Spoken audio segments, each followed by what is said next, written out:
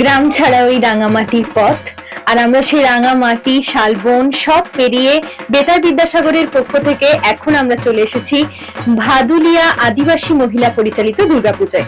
আপনারা দেখতেই পাচ্ছেন এটা এনাদের প্রথমবারের দুর্গাপুজো এবং যথেষ্টই নজর কাড়া একটা মাটির বাড়ি, একটা কুঁড়ে ঘরের আদলে ওনারা দেওয়ার চেষ্টা করেছেন। আর এখানকার যে জঙ্গল আর জঙ্গলের দেবীকে তারা মা এবং মাকে তারা মায়ের যে দেবী মন্দির থেকে নারীর সঙ্গে তুলনা করেছেন এবং বাকি কথা তো আমরা কর্মকর্তাদের সঙ্গে শুনবই। এবার দেখি মণ্ডপ ছাড়াও ভেতরে প্রতিমা কেমন হয়েছে। এখন আমরা আমাদের মাঝে পেয়ে গেছি এই পুজোর কর্মকর্তাদের, তাদের কাছ থেকে শুনে নিই যে এই এমন ভাবনাটা কেন এলো হঠাৎ, কি মনে করছেন তারা এই পুজো নিয়ে।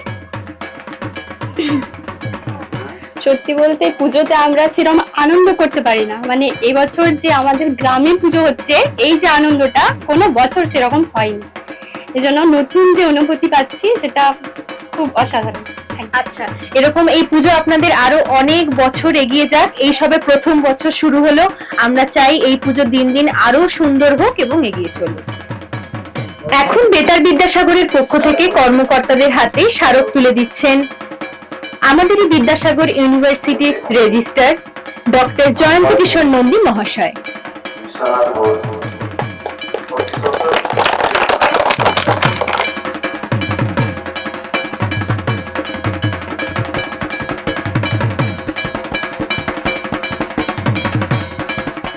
মাতৃশক্তি বেতার বিদ্যাসাগর শারদ সম্মান 2025 কম্পিটিশন কিন্তু একদম জোর কদমে জমে উঠেছে আর আমরা ভীষণ সুন্দর সুন্দর শহরতলির পুজো দেখছি।